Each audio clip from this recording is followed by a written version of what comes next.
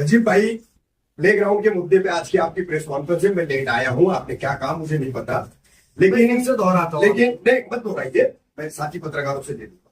लेकिन सबसे अहम बात, प्ले ग्राउंड आज फिर कब्रिस्तान कब्रिस्तान चिल्ला रहे। इस शहर में मेरे बड़े भाई हनीफ कामदार और उसके बाद उनका छोटा भाई रफीक कामदार गला फाड़ फाड़ कर आरटीआई के पेपर के साथ चिल्लाते रहे।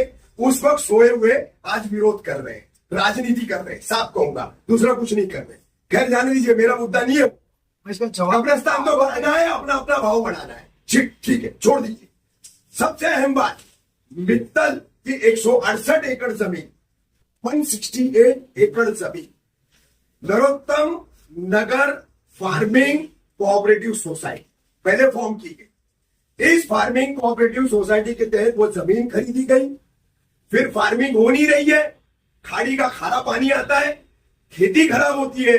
ऐसे रीजन दे करके थाने कलेक्टर, थाने महानगर पालिका, टाउन प्लानिंग डिपार्टमेंट, पुणे मुख्यालय, सब जगह मित्तल फार्मिंग कोऑपरेटिव और फार्मिंग कोऑपरेटिव सोसाइटी ने जो है पत्र व्यवहार की कि हमें हाउसिंग में ट्रांसफर कीजिए, आप हाउसिंग में बदलिए।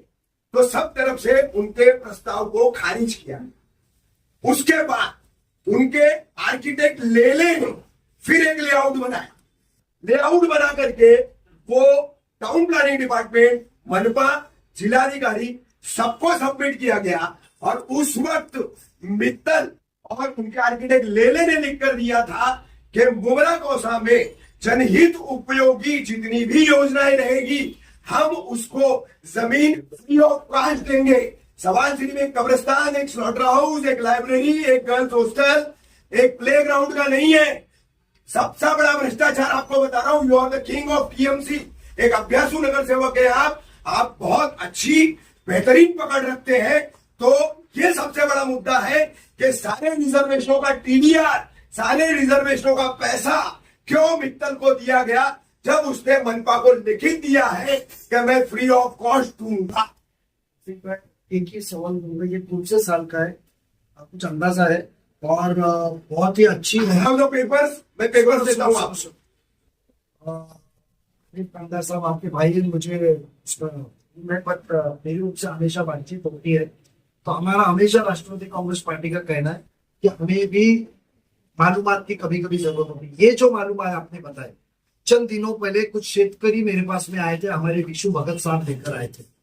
और उन्होंने आपका जो पहला मुद्दा था कि फार्मिंग हाउसिंग सोसाइटी से वो हाउसिंग सोसाइटी कन्वर्ट, उसमें कईयों के कुल मारे गए। इसी कौसा गांव में रहने वाला, सुनिए मुझे जवाब तो बुरुड़ परिवार है, स्लॉटर हाउस की जमीन पर उनका कुल था।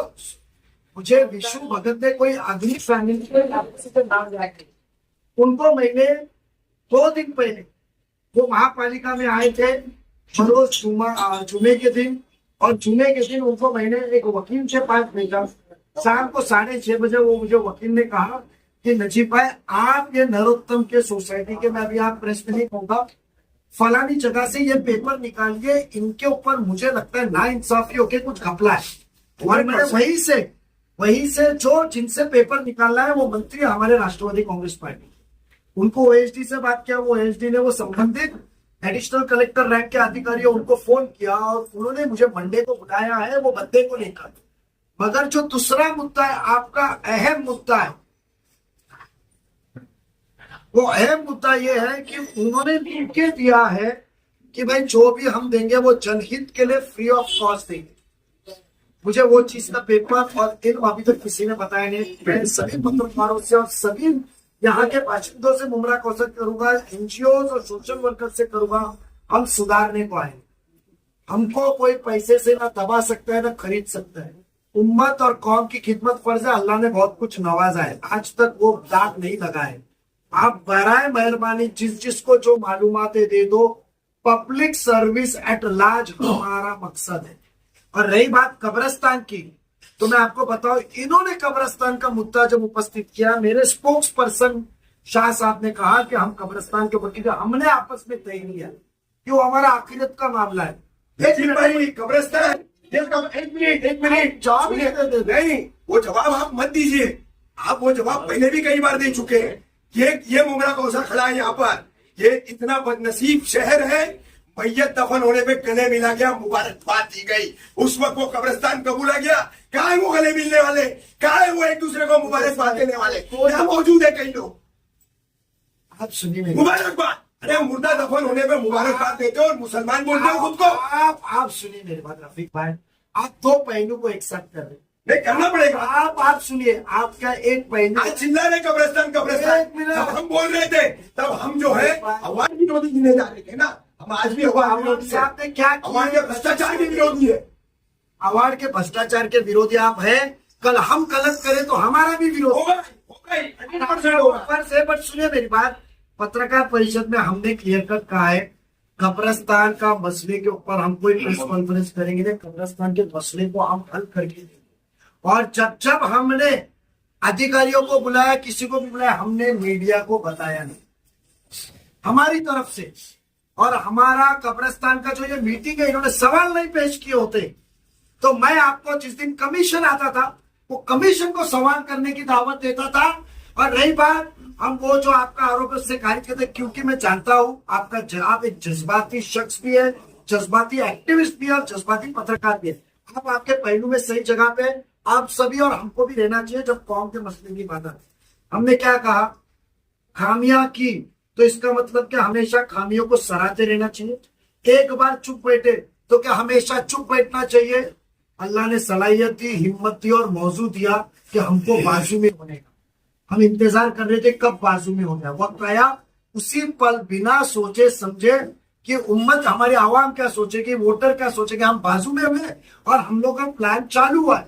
हम कहीं पे भी करने के बाद आपके पास आ रहे, करने वाले करके आ रहे नहीं है। इसके लिए प्लेग्राउंड जो हमारे बच्चों की थी, जो रिजर्वेशन का मामला, मैं आज सबके सामने आपसे इल्तिजा करूंगा, आज के आज मुझे जो पेपर जिसमें कहा है कि वी विल गिव इट, जो भी डॉक्यूमेंट दीजिए, लीगल टीम मेरे पास बहुत अच्छी है, पर्सनली मुझे कानून की नॉलेज है, हर लैंड रिकॉर्ड हो या उसकी हो, बेशक जहां जो चीज फ्री मिलनी चाहिए वो चीज फ्री मिलेगी। उसका फिर किसी का नुकसान हो जाए, हमने किसी का खाया नहीं है, किसी का लिया नहीं है, ना लेने की ताकत रखते हैं, तो हमको किसी से डर नहीं है। अवाम की चीज अवाम को मिलनी चाहिए। नजीब मुल्ला पूरे मुमरा के टच में है, ये बात आपको माननी पड़ेगी।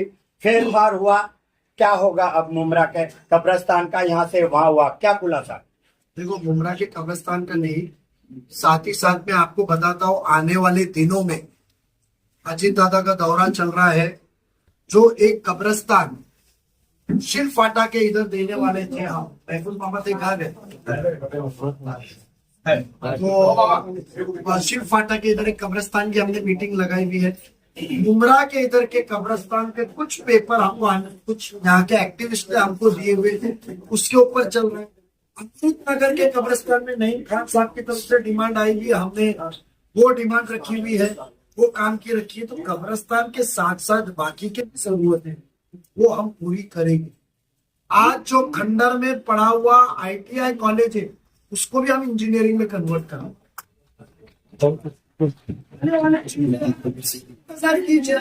जो मुद्दे की प्रेस कॉन्फ्रेंस है उसको रख के सब देंगे, पहले इक्का दुक्का रह गया तो रह गया, पहले देंगे और बताएंगे कि चंद दिनों में जब हम बगैर कुर्सी पे रख के साथ मिलके काम कर सकते हैं तो 15 साल तुमको किसने रोका था?